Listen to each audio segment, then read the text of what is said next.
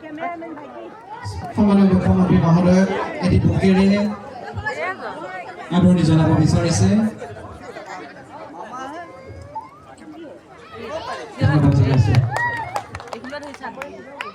আজি এই অনুষ্ঠানত ৰাইজক সম্বোধি মাননীয় মুখ্যমন্ত্ৰী মহোদয় একাষাৰ ৰাইজক সম্বোধি বক্তব্য ৰাখিবলৈ অনুৰোধ জনাইছো। জোৰকৈ এবাৰ হাত চাপৰিয়ে।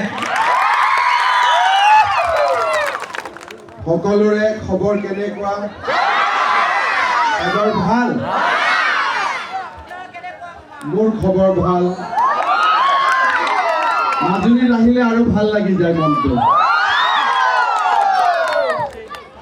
আজিৰ সভাত আমাৰ মাজত উপস্থিত দক্ষিণপাট সত্ৰৰ সন্মানীয় সত্ৰাধিকাৰ শ্ৰী শ্ৰী নন্দীগোপাল দেৱগোস্বামী প্ৰভু ঈশ্বৰ, আমাৰ মাজত উপস্থিত কেন্দ্ৰীয় চৰকাৰৰ বৈদেশিক পৰিক্ৰমা বিভাগৰ ৰাজ্যিক মন্ত্ৰী পবিত্ৰ মাৰ্ঘেৰিটা ডাঙৰীয়া, মাজুলী সমষ্টিৰ সন্মানীয় বিধায়ক আমাৰ ভুৱন দাম ডাঙৰীয়া, লোক নিৰ্মাণ বিভাগৰ বিশেষ আয়ুক্ত সচিব ৰাজ চক্ৰৱৰ্তী ডাঙৰীয়া, মুখ্য অভিযন্তা দেৱজিৎ দাস ডাঙৰীয়া, সভাত উপস্থিত আইমাতৃসকল আৰু আমাৰ সন্মানীয় সুধীবৃন্দ, যুৱক যুৱতী, বন্ধু বান্ধৱীসকল, আমি সকলোৱে জানো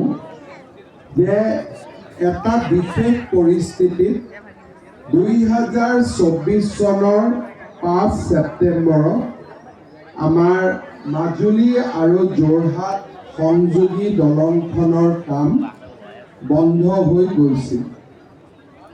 মই যেতিয়া দলঙৰ কাম আৰম্ভ হৈছিল সেই সময়ত নিজে কেইবাবাৰো এই দলং চাবলৈ আহিছিলোঁ আৰু সঁচাকৈয়ে দলংখন যি ধৰণে আগবাঢ়িছিল আজি হয়তো আমি ইয়াত উদ্বোধনৰ বাবে লগ লাগিলোহেঁতেন, কিন্তু আমাৰ কণ্ট্ৰেক্টৰ আৰু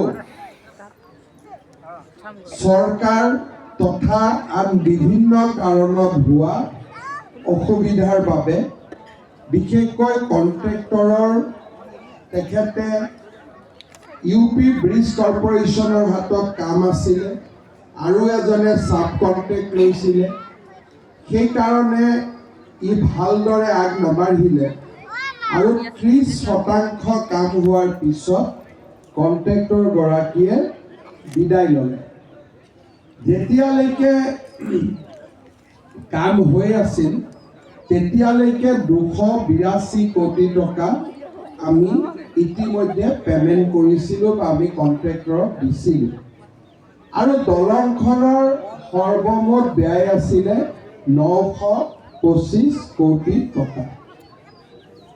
আজি যেতিয়া দলংখন বন্ধ হৈ গ'ল, আমি দিল্লীত অহা যোৱা কৰি পুৰণা কণ্ট্ৰেক্টৰজনৰ পৰা কোনো কেছ বা অব্লিগেশ্যন নোহোৱাকৈ কামটো চাৰেণ্ডাৰ কৰোৱালোঁ আৰু নতুনকৈ এই কামটোৰ বাবে আমি নিবিদা আহ্বান কৰিলোঁ।